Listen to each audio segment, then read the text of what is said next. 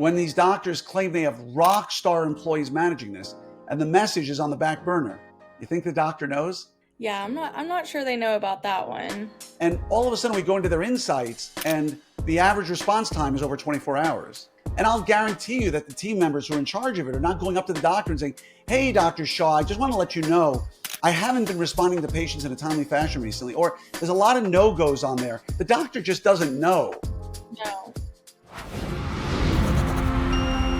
Hey there, everybody. Welcome to another episode of the Orthopreneurs Podcast. I'm your host, Dr. Glenn Krieger. And today I am truly surrounded by two of my favorite people on the planet.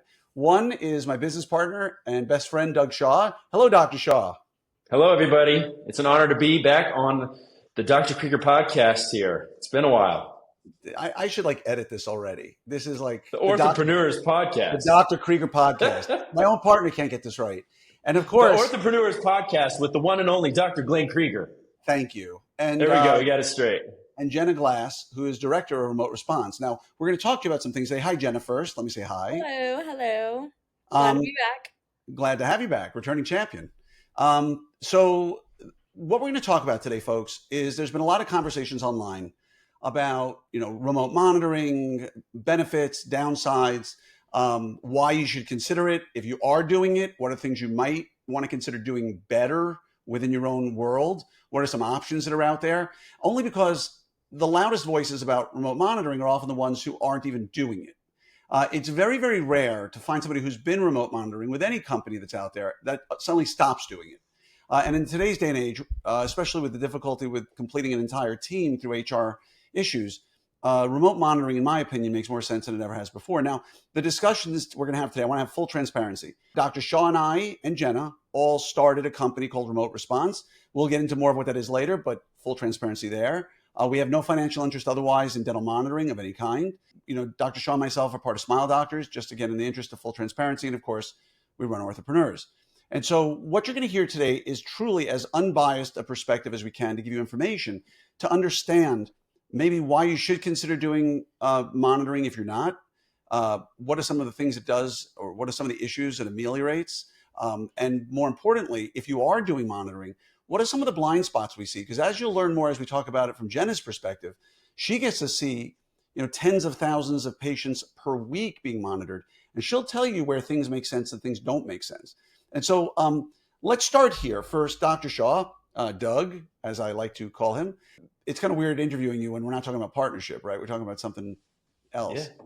So in this case, I'm going to call you director of the clinical side of remote response, right? In this, the hat you're going to wear today isn't just an orthodontist, which of course I want you to wear that hat, but as director of all clinical affairs for remote response, I'm going to ask you questions related to that because you're the one who really spearheaded our practice, starting with dental monitoring. And again, the conversation will be limited to dental monitoring today. Why? Because that's what we use. Doesn't mean there aren't good products out there, but we use dental monitoring, and we're never going to talk to you about expertise on something that we're not experts on. And so as we start talking about it, I just want everybody to know what remote response is. So when you hear it dropped, we'll talk about more later. But basically, in order to monitor patients, you need a dashboard that they check in on. And we'll talk about all the reasons why, but remote response basically manages the dashboard for doctors. So if they don't have to manage their own dashboard, they don't have to have teams monitor their own dashboard. And again, we'll get into that more later, but you'll hear that term used, and I want you to understand what it is. So let's start here first. I truly can't remember, Doug, the life we had before we started with dental monitoring. How long ago was that? And what were some of the factors that led us to start using dental monitoring? And the third part of that question is, what do you think, as head of the clinical side of both the practices and remote response, what do you think has changed since we brought it on? That's a great question. Now you're making me have to think back to when we actually started this thing. I can't remember. I've tried not to remember the life before, because it was getting to a situation where managing the clinic, managing the offices, managing the people was becoming a bit challenging. Now, it's probably been three and a half years since we started our journey in remote monitoring. I think a lot of people post-COVID were trying to figure out how to meet the needs of their patients, in a situation where employment was challenging and people weren't coming back to work, and that's where we found ourselves. The employment situation was not favorable for us, and we were still trying to manage all of our patient load that we had, all the active patients that we're treating with aligners and braces, and we had success in our practices. We had growth. It got to the point where I was seeing more patients a day than I wanted to, that I felt comfortable doing, because I didn't feel like I was able to give my patients what they deserve from me. My team was taking the brunt of the load on their shoulders, and they were feeling burned out, and we were losing employees left and right, because there's only so long that they can carry that burden. And so we had the opportunity to start remote monitoring within our practices with dental monitoring. And I knew it was going to be a challenge. I knew it was going to be one of those uphill battles. And we had to kind of have a heart to heart with our team, saying, hey, look, here is a solution to our problem. It's going to take a team effort to implement this, just like any new technology, right? There's a learning curve. There's a lot of training. There's a lot of kinks that you have to work out in order for it to be implemented successfully. Now, I'll tell you, the dental monitoring team was fantastic at coming in and training us up on it, and talking about the benefits of it. But it really came down to us having an understanding of what this could actually do for our practices and for our team, and stepping up and painting that vision for them, saying, look, if we come together, we get through this, we get our patients on this platform, our lives are going to be much easier for it. Now, it wasn't an overnight thing, and you may get different directive from a lot of different people. We started out with just our aligner patients. We put them on the platform. We started all new patients going onto that. And so it was a little bit more of a dragged out benefit, right? It took a lot longer for us to really start seeing the benefits of it. In the beginning, it was just work, because we were having to do one more thing. Our team was like, one more thing we gotta train our patients on, so that they know the importance of this, and they got to log in, and they got to scan, and they got to communicate through this dashboard. We got to get them to download it.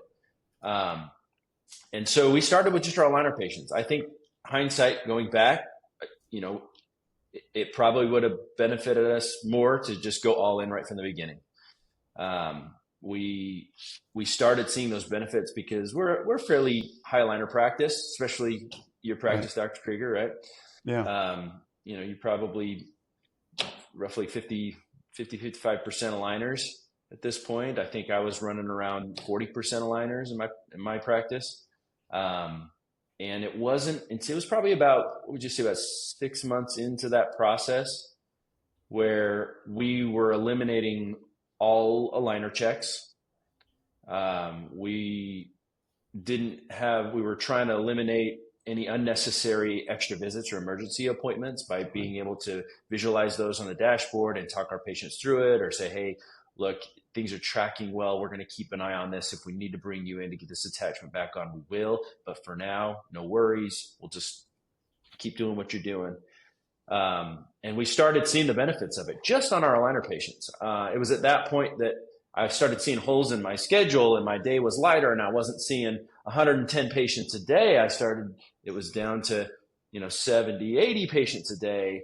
And it was at that point I had to kind of redo my templates. I had to look and say, hey, we're becoming more efficient. We're having more holes in this. Do I really need this big of a schedule, this template? And I was able to redo my templates based off of doctor time scheduling, and map out with, our goals and growth and everything like that, how many patient days a year we were going to need, and how many patients we were going to need to see a day. And I was able to take a full clinic day off my calendar every month. And I went from seeing 110 patients a day down to about 70, 75 patients a day. And for me, can I interrupt you for just a second? Because you've said so much that I want to go back through a little bit. And I felt now was a good time to stop. Number one, you said it took about 6 months for us to see the difference. I remember when we first started doing it, you went before me. And when I started, I was like, dude, when am I going to start seeing this? When am I going to start seeing this? So if someone was going to implement some sort of remote monitoring in their practice, and specifically in our case, dental monitoring, would you say it takes about 6 months till you really see the difference? I think if you slowly roll it out, yes. I think if you did a huge push, you rallied the troops, you got the team on board, you got everybody on dental monitoring, over a period of a few, 2, 3 months, and was able to adjust your scheduling already, doing, dynamic scheduling or however you want to set that up, you would see it a lot sooner. But for us, the way we rolled it out, starting with aligners, we're all in now. Like we do braces patients, aligner patients, everything. So it took a little bit longer. So if that's what you're doing, if you're just doing your aligners, if you just start out with aligners, be patient. But I promise you it will come. And again, you got to make sure your systems are set up right. Because if you're still scheduling aligner checks or you're not, you don't have a system in place that you're actually tracking where your patients are in their aligners, and then you're bringing them in before they're actually ready for a refinement scan, it's not necessarily efficient. So there's some systems that need to be in place that can really help with those efficiencies and really maximize. And the whole benefit, the whole purpose of remote monitoring is to make your life easier, is to make your schedule lighter, but allow you closer oversight of your patient care. Allows you to do more with less, as Dr. Josh Adcox would say, in delivering patient care. So, but going back to one more thing you said, you freed up a day a month, right? You just took a day a month. You probably could have taken more if you wanted to, if you didn't mind a little heavier schedule. And you had a lighter schedule during the day. So there's people out there listening right now who go, look, my staff needs 40 hours a week. I got to give them those hours anyway. Why do I really want to do remote monitoring when, my team needs the hours, right? And my counter argument first back is, if your team is the same team for the last 2, 3, 4 years, God bless you. But that's almost unheard of in today's day and age. And we didn't fire anybody, right? But when someone left, you didn't need to replace them. Correct. Yeah. We didn't have to hire back up. We were able to manage with the smaller team that we had. We were able to manage the schedule a lot easier. So it saved us from having to hire back up, and, I wouldn't go back. So it's part of our practice. It's part of our systems. Like it's the way we practice. How many team members? And the team loves it. Yeah, I mean, the team absolutely loves it. But here, by the way, side note, the team does not love the monitoring side of it. How do I know? Correct. Because Jenna, who we'll get to in just a minute, she was with me at the AAO meeting last year when team members would come up to us and be like, what do you guys do?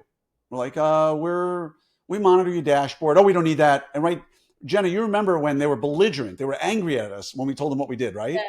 Yes, they were. They didn't want us to take their job. Yeah, their words were, don't take our jobs. We don't like what you, like team members were angry at us.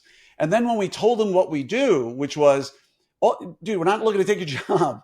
We just want to monitor your dashboard so that you don't have to at remote response. Right. All of a sudden, you want to say you remember what they said? Do you remember? If you don't, it's okay. The team member looked at us and she said, well, thank God, because I hate doing it. Her exact words to us were, she loves her doctor so much, she never wanted to say anything, but she hates monitoring dashboard. And then the second woman who was in this group of women who were coming past us said, yeah, when she's out on vacation, I have to monitor it, and I hate doing it too. So just quick note to all of you out there, your team does not like monitoring your dashboard. They don't like doing it. It's not what they were hired for. It's not what they enjoy. And it's just one of the many reasons you want to get them off your dashboard. But at the end of the day, as Doug said, the main reason for remote monitoring, which also Philippe Salah says all the time, the CEO of dental monitoring, he'll say the reason for remote monitoring is so you can focus on the 20% of patients who really need your attention. 80% of your patients, the wires work fine, the brackets don't break, the aligners go the way they should, everything's working the way it should, and you bring them in for an appointment at 8 weeks or 12 weeks is just a waste of everybody's time. And so remote monitoring allows you to focus on the patients who do have the broken brackets, who aren't wearing their aligners the way they should, who aren't taking care of their home care the way they should, who aren't doing really what they should be doing, and you need to spend more time with them. It's unfortunate, but that's the nature of the beast, and that's what remote monitoring is all about. So I want to switch over now to Jenna just for a little bit here. Jenna's director of remote response. Her job is to make sure that everybody who manages dashboards does it properly. Everybody's trained effectively, that people are doing what they should be doing, essentially. And how many patients would you say right now we monitor on a monthly basis, Jenna? Oh my gosh. Give or take. Monthly basis, I would say 26 to 30,000. Okay, fair number. So everybody out there has some idea that, let's just say, you're somewhat experienced. Monitoring 26 to 30,000 patients a month, remote response, gives you a point of view that many don't have. And you have the opportunity to see insights, right? With dental monitoring, there's insights, and you have the opportunity to see in there and see what doctors are doing. I'll ask you some pointed questions because I know how much you enjoy being on the podcast. I love being here. It's I know great. you love helping people. Jenna is arguably one of the smartest, most incredible managers and leaders of people you'll ever meet. You truly Thank are. you. And without you, remote response wouldn't exist. And so I want to say thank you for that. So when I ask her questions about remote response or about people in general, it comes from a place where she's seeing a lot of data. So my first question for you is, do you feel like, let me start with an easy one. What are some of the biggest mistakes? When I say mistakes, things that aren't going the way they could optimally for most people who do remote monitoring, right? When they come on board and you take over the dashboard and you implement best practices to help make things run smoother, what are some of the things that the doctor who's listening might not be aware of that's going on, or places they could get better when they do make a switch? So that even if they don't want to switch to remote response, at least they have places where they can go look within their own world to try to make the remote monitoring process better for their patients and for their team. Yeah.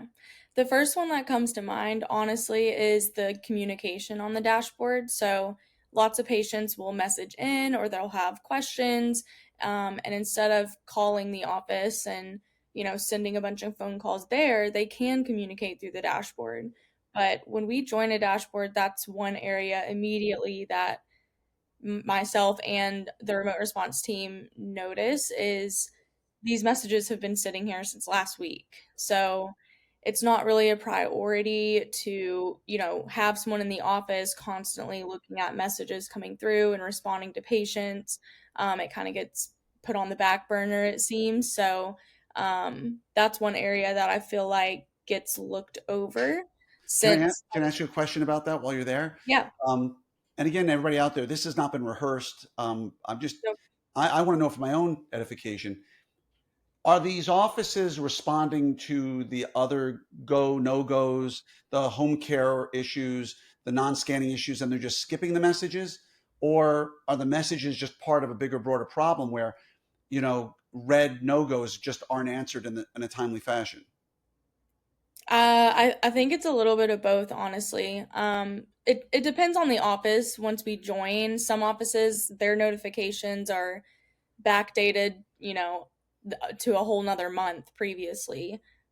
So that office might prioritize messages and just kind of let the system do its thing with the scans, not really prioritizing messaging patients on why their aligners aren't tracking and OH issues and different things like that.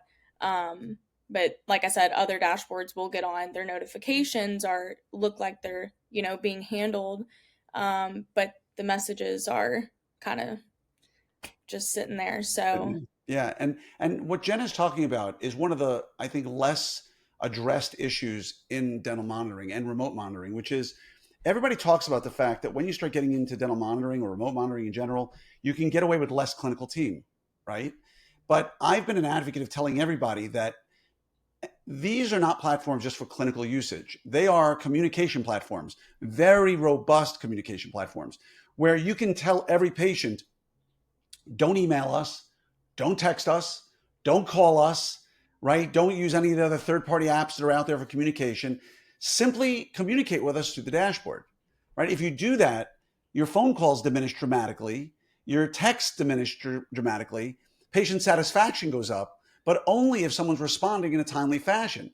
But you can run a $3 million practice with a single front desk person who focuses almost entirely on new patient process and growing your practice instead of always constantly picking up the phone and handling phone calls and phone calls and phone calls. If you're good at funneling people to your dental monitoring dashboard, but you have to have faith in the fact that someone's going to respond to them, because with what Jenna's talking about, if someone is told communicate with us through the dashboard and they leave a message and nobody responds and then they call the office, That's a huge fail. That Right. is a huge fail. And I'll ask you, Jenna, in most offices, and this is a tough answer for you to give because you know what I'm asking. But in most offices, when these doctors claim they have rock star employees managing this, and the message is on the back burner, you think the doctor knows? Yeah, I'm not sure they know about that one. Yeah. Yeah, I'm just saying this out there because a lot of doctors out there tell me I've got a rock star team, and all of a sudden we go into their insights and the average response time is over 24 hours. Now, Right. granted, weekends play a role with that, but the average response time is 24 hours. There's all these other issues that are sitting on the dashboard. And I'll guarantee you that the team members who are in charge of it are not going up to the doctor and saying, "Hey, Dr. Shaw, I just want to let you know I haven't been responding to patients in a timely fashion recently," or "There's a lot of no-goes on there that I've just chosen not to answer this week because we've been pretty busy. But don't worry, I'll get to them and ease your mind." The doctor just doesn't know. And we see that all the So time. I'd love to chime in on this Please jump in. particularly. I mean, this is really kind of how remote response evolved and filled a need and came to be, because the reality is, and I don't want to speak for everybody, but I can probably speak for a lot of orthodontists out there. We positioned one of our most knowledgeable, well-versed, well-trained clinical assistants on the dashboard. We felt they were the smartest, they were most capable, they were able to do this, and turned them loose, showed them the systems, trusted that it was going to be done. Then reality kicked in when Susie, my other assistant, called in sick. So guess what had to happen? We pulled our assistant off the dashboard to fill in the chair side. And then our assistant who was monitoring the dashboard had some PTO that was scheduled. And so she was out, and we had to half train somebody else to say, "Hey, we need you to monitor this while she's out, while you're seeing patients chairside," because we're still suffering from, we're understaffed. We can't find great assistants. And it became a huge issue. And that's why our response time was going up. And the whole purpose of improving our patient care and communication through this app, we weren't seeing the effects of that. And we were having patient complaints, and we were having issues. And that's really where we said, look, we need a solution to this. We need to outsource this. We can't be taking our best chairside assistants, putting them behind a computer all day, pulling them into the clinic when we need them, and expecting this system to work smoothly and well in the way it's set up to be. So exactly. I felt like this was kind of an opportune time to basically explain how remote response evolved, because if you may be in that same situation, and you may be there and you may not even know it, because if you're a doctor and listening to this, you're trusting your team. I trust my team, but you know what? Your team is being stretched in too many different directions, pulled thin, and it's as much as they don't want to disappoint you, and they have the best of plans, and they're going to make sure that it's get intentions of taking care of it. When they intend to take care of it, they're getting pulled to go cut some retainers that are going to be delivered in an hour, right? So that's the reality of the situation that we're facing, and really where we had to look for a solution to fill that void. Yeah. And again, so doctors, first rule of thumb out there, if you're not considering remote monitoring, you definitely should. Okay. We're going to get into something in just a minute about that. But if you are monitoring currently, irrespective of the platform you're on, go in and do an audit. Would you agree, Jenna, that they should probably go in? And what are some of the metrics if you're a doctor who's doing remote monitoring? And again, there's multiple platforms out there. I can't tell you about all of them. But if you're using dental monitoring, Jenna, what should they go in and look for? And, obviously you said messages that haven't been answered, right? That's a biggie. What are some other things they could do to go look and see, things are really in good hands, or, things aren't. And by the way, folks, if you want us to do it for you, we don't charge at all. Just reach out to us, hit me up on Facebook, or just send me a message. Jenna, what's your email at Remote Response? Jenna@remoteresponse.com. Jenna. Hit Jenna up and say, look, do you guys mind looking at our dashboard and telling us what things look like? Because we'll do it at no charge as a courtesy, just to help you out and let you know, your average response time is 2 days. Yeah. Or your team is really on it. And we've had people we've met with and we said, look, this is going amazing. But what are some of the areas aside from messages, Jenna, that you'd say they should go look at? Well, definitely insights. If you have insights, that has so much information included. It'll even show, down to how many patients are getting no-goes and what tooth the most common no-go is from. So that's a little bit of a different story, but insights will also show review time. So that's something that we look at as well for our goals and our team. But review time is going to show, how quickly the notifications are being marked and how quickly the messages coming through are being handled. So that's going to be a good indicator of, how long your team members spending on the dashboard and if they're being responsive. Another area is could be late scanning patients. So if you just filter the compliance on your dashboard and see how many patients are over a month late scanning, have those patients even been reached out to by the office or called, or these patients haven't scanned for 2 months. So But you're paying for their dental monitoring. but you're Right. paying for their dental monitoring, Not and real not real efficient there. And by the way, yeah, just I'm exactly. putting you aside for a second here, Dr. Shaw, because this is your area of expertise. Because Jenna manages the dashboards and she makes sure that things are flowing the way they should, and we follow up with all late scans. I mean, there's a whole protocol in place that we do at remote response. But in our practices, um, when I have a doctor who says to me, "I just can't get my patients to scan," is that a patient problem or is that a practice problem?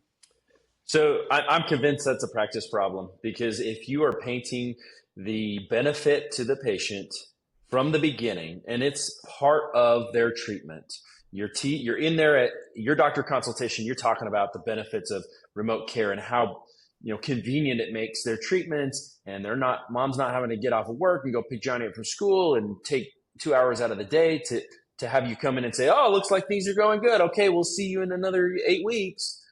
Um, you've got to explain the benefits to the patient, and then the treatment coordinator's got to have that conversation and send the link for them to download the application. And when they're getting scheduled, we can have somebody reaching out as part of their prep work that, "Hey, did you get that application downloaded? We're going to be going through that at your new patient bonding appointment." And then chairside assistants need to make sure they have the hardware ready to go, so that when we get them bonded up, they can deliver it. They can get them while they're doing a bonding. Mom's watching that intro video and making sure that we get them linked up so that mom can be getting the information on the scans that Johnny's doing in the chair, because he's 16 and who knows how responsible he's going to be. Oh, we know how responsible he's going to be. And then my job as a doctor, when I come down, and my team is incredible and they've done all the work pretty much for me. My two things that I come with my aligner patients, I say key to success is wear time. 22 hours a day is what we're going for. The second thing is keeping up with your scans. I need you to promise me that you're going to get your first scan done today, because that's going to set the baseline for us. And then promise me that you're going to keep up with those weekly scans, because as long as you do that, we're going to be able to make sure that your treatment is going exactly as it's designed. And if it's not, we're going to be able to catch it right away, so that we're saving you time, that we're not having to backtrack. And we can coach you through different things that are happening along the way. Historically, it was like, "Hey, here's your aligners. We'll see you back in 10, 12, whatever weeks." And they got off track at tray number 5. And now we're having to do a mid-course correction and start all over. It really helps with efficiency with your treatment. If you can catch that stuff right away, we expect that. Like, there are going to be those situations, and we want to catch that right away. Yes, it may require them to come in earlier than we want that. But again, it's not just about getting all your appointments off the books. It's about patient care, and it's about efficient treatment systems that allow you to deliver the best care in the least amount of time to our patients. Convenience. That's what they want. 2 questions for you, though. Number one, you talked a lot about aligners. What are your thoughts on using remote monitoring for braces, particularly, again, dental monitoring? So it's an incredible tool. Now, I will tell you, as far as eliminating unnecessary appointments or being able to space those out as much as we do with our aligner patients, I don't see as much of a time saver there. However, there's incredible benefits to it, especially if you're really utilizing the technology. You can set up treatment goals for your braces patients and your aligner patients, right? You can monitor and track their bite correction and their compliance with rubber bands. You can monitor their hygiene, which is a huge one, right? We're able to give annotated pictures back to them and say, look, Johnny, you're missing these area here. See how puffy the gum is? Really need you to focus on that area so that your treatment continues as it's supposed to. And that we need you to have healthy teeth as we go through this process. Or if not, we can get mom involved, right? Or the dentist. So we can set up treatment goals for bite correction. We can set up hygiene notifications so we're notified if we see gingival recession beginning, if the software can detect broken brackets. If you're using a self-ligating bracket, it can detect if the wire is engaged or not. It can detect if an O-tie came off or a power chain is not engaged. So when it comes to treatment efficiencies, where you've got a tooth that's not engaged and you've got power chain on, what happens when they come in?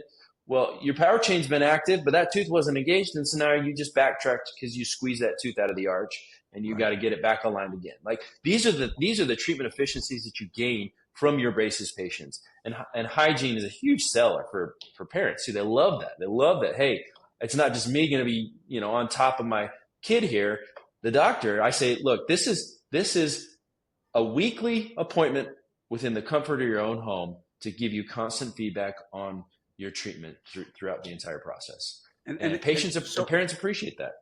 But going back to the original question, I think you and I are in agreement that if a doctor says, well, I can't get my patients to scan, it's because you haven't put the time, energy, and effort in and have the systems in place to get them to scan. Because there's tons and tons of offices out there that are doing it routinely. And again, your team has to be on top of your late scans. Otherwise, if your team's not tracking your late scans and doing something about it, then you're paying for scanning and it's not happening.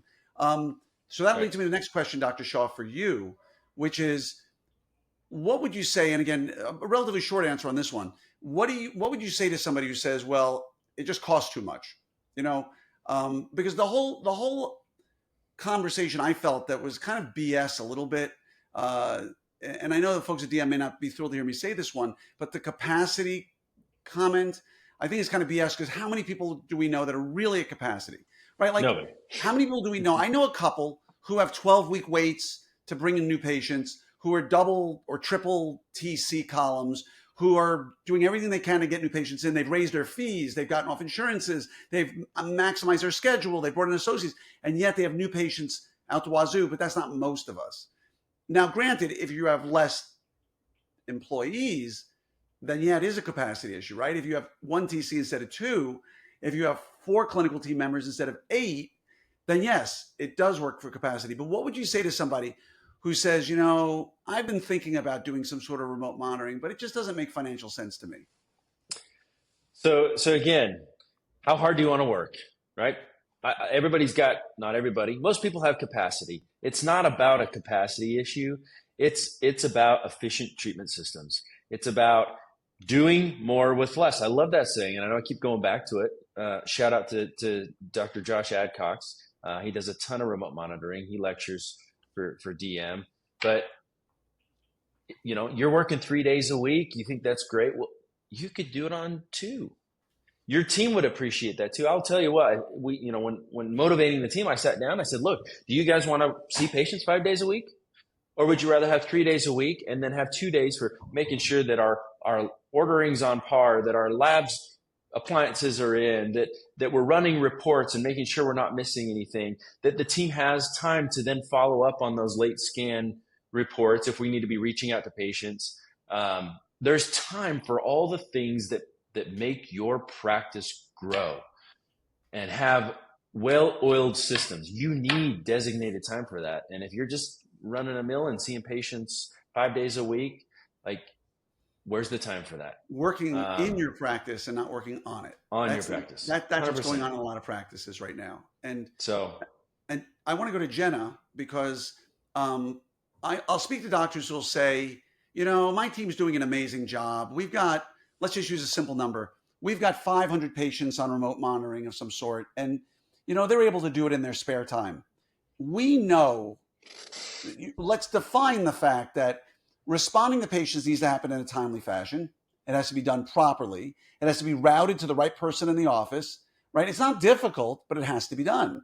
So Right. what would you say, how many hours a week to effectively manage 500 patients, Jenna? How many hours a week should that team member be putting in to effectively manage goes, no goes, home hygiene, late scans, timely responses, and all that stuff that goes along with it? What would be your conservative guess if I said, give me less hours than you really think it takes? Okay, I'm gonna go with 2 hours a day, maybe 3 hours a day, So you think for five 500 days a week. patients, so you think for 500 patients, someone should be able to do that in about 14 to 16 hours a week. I think so. Okay.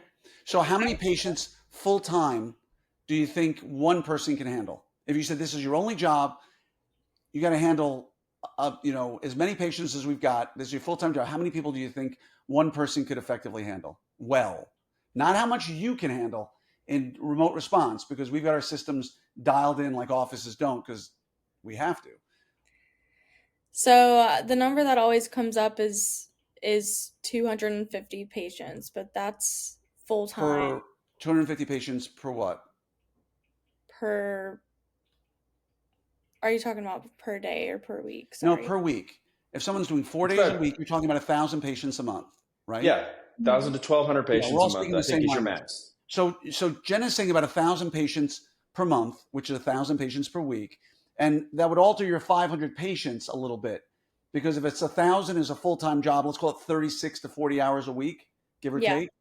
So 500 would be somewhere around 18 to 20 hours a week. Not far from where you were, but the point I'm getting at is, folks, there is no way your team member is doing this in their spare time, with 500 patients.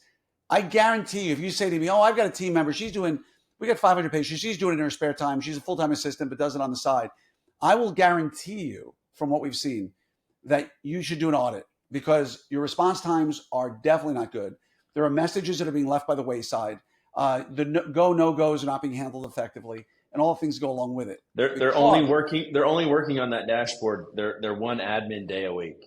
right, They're pushing it off to that one day, and then at that point, you've already missed those important messages that came 4 days ago. which Yeah. drove me crazy. It's one of those things that I do remember from our pre-remote response days, is that all of a sudden on Fridays, I would get 10 patients I need to look at. I had none Monday through Thursday, but all of a sudden on Friday, when they had an admin day, all of a sudden, it was so weird. All of a sudden, all these patients came in on Friday, which isn't the case.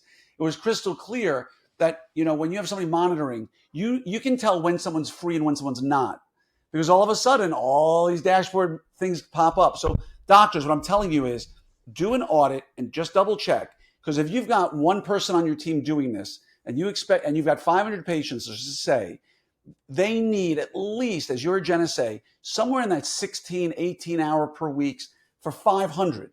And that's to get back to them in a timely fashion, to handle all the messages, and to do things to the same level of quality that all the other systems in your office hopefully run at. Now, if you could say, well, I don't really care, it's no big deal, it's just a dashboard. That's your interface with your patients, folks. If they don't get a response from you, they recognize it, right, Jenna? Yeah. And I was going to say too, even if that team member sets aside, a certain time each day to go to the dashboard, well, what if a patient messages or scans after they're done with their 2 hours on the dashboard in the morning or whatever? So kind of gets neglected in that way too. Yeah. And again, folks, when you go and do your audit, or if you want us to help you with it, average response time. Looking to see what kind of time does it take for your team to respond. I'm just telling you now, if your average response time is less than 16 to 18 hours, I'll be blown away. I'll be blown away, because generally it's measured in days, not hours. So again, let's all just make sure we're saying the same things, which is, you might have rock star team players. That's great. They might be really committed to your practice. That's great. They may not have the time and wherewithal to be able to do what you need them to do effectively, and they're not necessarily telling you. So is remote response, is a remote monitoring a great idea? Absolutely. Can it change your practice literally within 4 to 6 months? Absolutely. Can it make it so you're not so dependent on people who are offering PTO or a vacation time, all these other things? Absolutely. But all of it comes down to, as Dr. Shaw said, and as Jenna said, it comes down to good systems and making sure that that dashboard is as meticulously monitored as all the other systems in your office. If someone wants to come in and get a retainer, right? My hope is that in your practice, you just don't have some willy-nilly system. Oh, Susie will get to it when she has time. No, we're going to put it on this spreadsheet so we can monitor it. This person goes first. This person sees it second. Here's how it's packaged. Here's how it's delivered. Here's how it's tracked. Like all of those things should work pretty meticulously by this point. Is your remote monitoring doing that? If the answer is no, that's where remote response comes in. And so, Jenna, I'm going to let you tell people real quick, what is remote response? If you just want to give them a quick elevator speech of when you talk to a doctor and they say, what is remote response? What is it exactly we do? So remote response helps support and manage your dashboard, direct messages, notifications from scans, and we even go through late scanning patients as well. So in a nutshell, our team will be on the dashboard. We're now 24/7 managing all of that for you.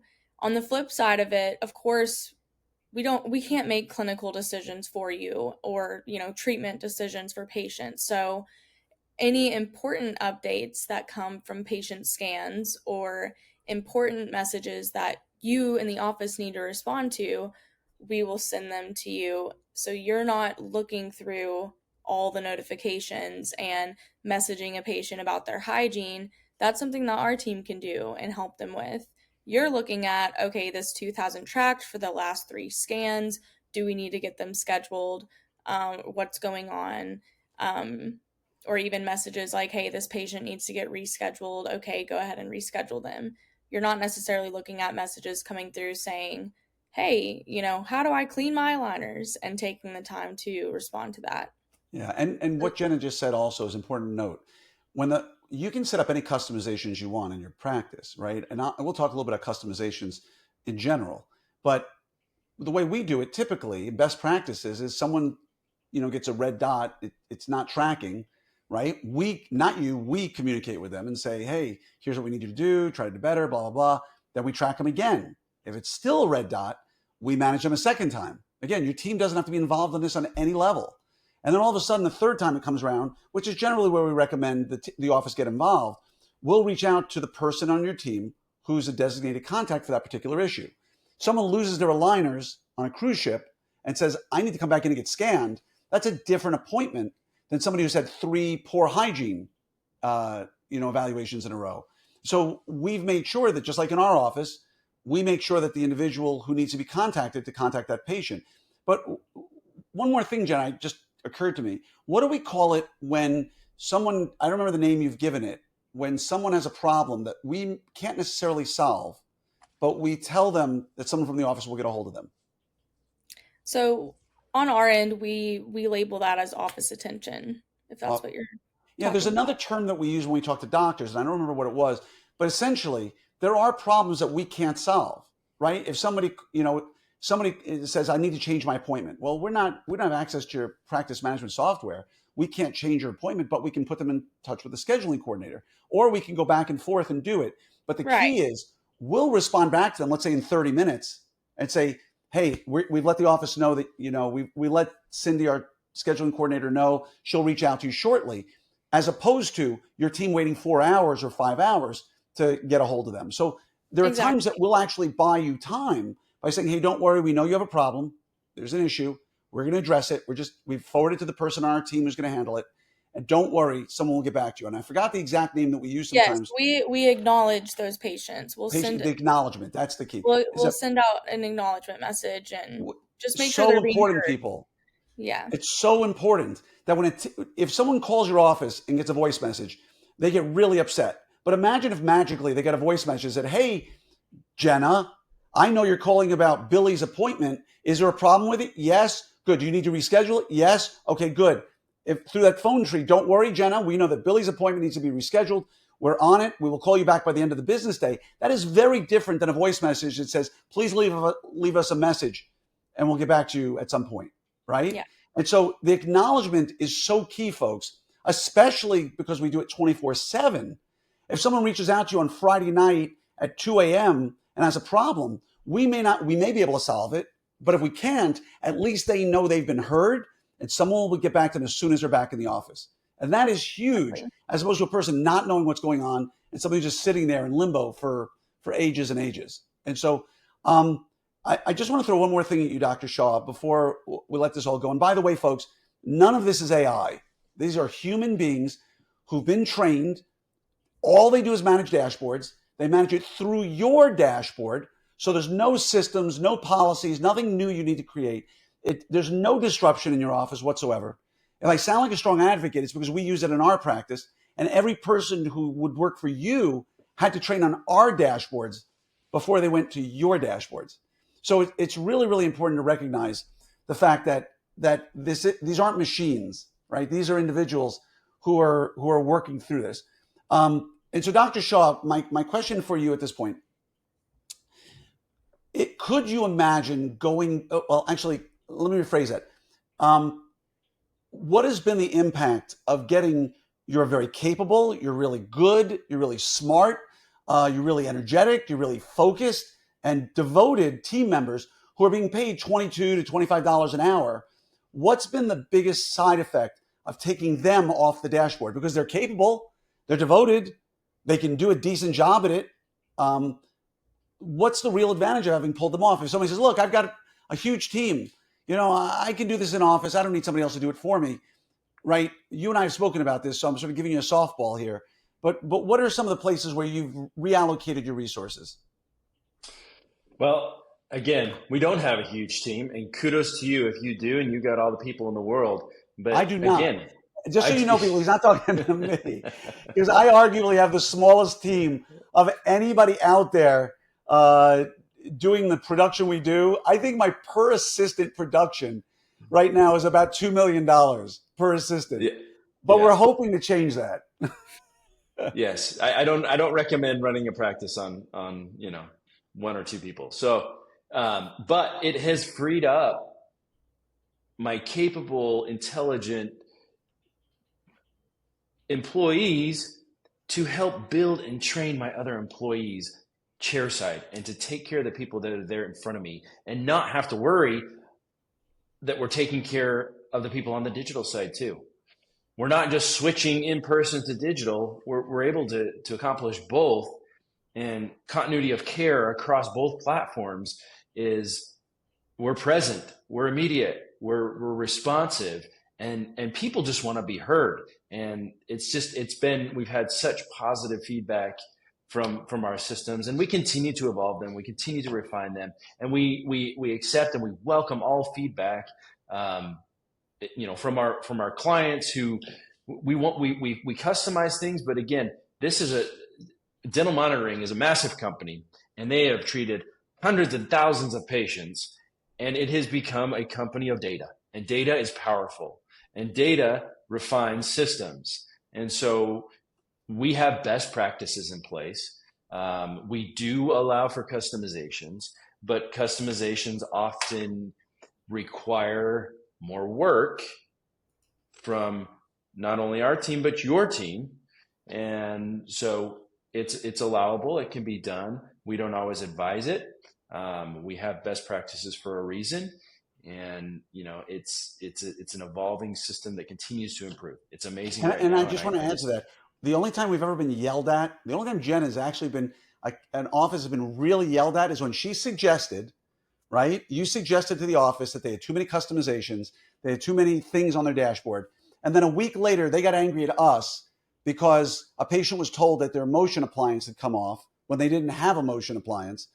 And how come we told the patient that, blah, blah. And we said, we didn't tell them. That was an automated dental monitoring response that we suggested you take off because it was potentially going to cause problems. That ended up, the patient got upset, and only they'd listened to us, none of it would have ever happened. Right, Jenna? Right. Well, and that practice too had, I want to say, 30 protocols on the dashboard that you could choose from to put a patient in, with very little changes from protocol to protocol too. So not only is that confusing to the clinical assistants if they're the ones starting a patient on the dashboard, it could happen. They could be put in the wrong protocol, and those messages and triggers that are set up will get sent out to that patient. So yeah, customizations can work great. I think a lot of customizations that offices want can be automated. And like we were talking about before, an office may come to me and, they want to check into a patient. They want to see at, day number 90, they want to look at the scan that's been sent to the dashboard and send the patient a personalized message or a personalized video. And all of that is great. Patients do want to hear from their doctors and such, but why not automate that too? Why not pre-record videos or write a couple different versions of a message that our team can send for you? So customizations, great, but if it's customizations that we're sending to you so you check in with the patient just to look at what we've already been looking at, not really a point to it. Yeah, and I'll go even one step further and tell folks, doctors, your patients don't need to hear from you. You think they need to hear from you. They don't. And I want you to just think about this for a second. If you check in with a patient at 90 days to say, hey, Doug, your aligners look like they're going great. I just wanted to check in with you and say, great work. It's going wonderfully. What in God's name have you been doing for the previous 12 weeks? For the 12 weeks when we've told them to go on to the next aligner? What have we been telling them all along? I'm just telling everybody out there, make your life easier. The goal of dental monitoring or programs like dental monitoring are to let the patient know they're being seen more frequently by the software so that you don't have to come in and be seen by the doctor that frequently. And when you mess that one up and you think you're doing a good job, you're almost always messing it up. So don't believe your patients need to see you more often. I don't know, Dr. Shaw, what would you say? We have thousands of patients who've been monitored at this point on dental monitoring, right? How many have come into an appointment for you? And again, I'll be the first to tell you folks, if I have a mandibular advancing appliance, let's say, I don't bring the patient back at 12 weeks, but if it's going for 47 weeks, I don't say, well, I'll see you in 47 weeks. In those particular cases, maybe I'll see them halfway through just to make sure everything's fitting well. And, seeing somebody, nobody ever argues seeing someone every 6 to 8 months is too frequent, right? And so they'll come in, never, and I'd like to hear you, Doctor, have I had a patient come in and say to me, I really wish I'd come in more frequently to see you, even though things are going well? Ever? Have you ever had a patient ever say, I know things are going great, but I wish I could see you more often? No, those patients will tell you that right from the beginning. When you try to first schedule that interval, they'll say, "Oh, do I want to be seen more often?" And it's usually an elderly individual who doesn't want to scan. Yeah, it's usually that. I'll just come in. I got all the time in the world. Yeah, but yes, I don't want to use this. I don't want to use this here newfangled technology. I want to see you, Dr. Shaw, and you look at me and I go, "Sure, happy to." Yeah, happy to. Again, meet the patient where they are, and I will tell you, 99% of patients prefer convenience and less interruption to their lives and schedule. That's just fact. And again, you sell it to them on that. And then they understand the importance of staying on top of the scanning, and it makes them more likely to comply, and it makes your life easier. It makes their life easier, and the system works. It works when everybody's doing their job, and we're outsourcing the 80 to 90% of the messaging that doesn't really need us to be doing it. Can be automated. It can be outsourced through remote response, customized to how you want it to be. It works. And the number one question when I ask doctors who are remote response, how's it working for you? The number one answer they give me is, I have no idea. I don't hear about it. And that's what you want, folks. I have no idea. My team seems to love it. They're happy. That's all you want. And so I'm just throwing this out there to everybody. Please reach out to Jenna, Jenna, at remoteresponse.com. Let her at least look at your insights and give you an idea of whether or not the things that you should be looking at are happening the way they should. I have no doubt you got a rock star team. The more rock star they are, the more they shouldn't be sitting in front of a computer managing your dashboard. They should be out doing drops. They should be training your team. They should be doing all these other things. And I think the cost, if you have like 500 patients, I think it comes out to like $1.40 an hour. Yeah, folks, $1.40 an hour to be with remote response for like 500 patients. Like, okay, give me either 24 hours a day, 7 days a week, $1.40 an hour. Sorry? I said I was going to say 24/7 too. Yeah, and responds way quicker, way better. I mean, just there's a whole variety of reasons. And so I want to say thank you, Dr. Shaw, for being here today. I want to say, Jenna Glass, thank you for being here today. I hope that people out there have gotten some good insights, not just about remote response, but that just the same way 3D technology was something that everybody, I don't know if I need it. Even the other day in Orthopreneur, someone said, I'm thinking about getting a new machine. I'm not sure if I should get an old Pansaf or a CBCT. I said, the days of that discussion are gone. They're gone. If you can get a CBCT today, that's what you get. You don't go get a Pansaf if you can avoid it. And the same thing is, if you can do remote monitoring, do remote monitoring. Just don't dip your toe in it. Give yourself full benefit of it. Scale it. Go full. You will see the advantages. You will see the differences in your life. You will see the differences in the staffing. And when someone decides to leave because their spouse is moving out of state, or someone's going out on maternity leave or any sort of thing, that's where you will see and go, I don't have to worry about this. I got this covered. It's all good. And so thank you to both of you for being here today. Thank you. You're the better part of this company. I know I am not. There's three of us in this company beyond others. And the two people you've been listening to today, folks, are the real engines behind it. So thank you so much for everything, and appreciate you both. Thank you. Appreciate you.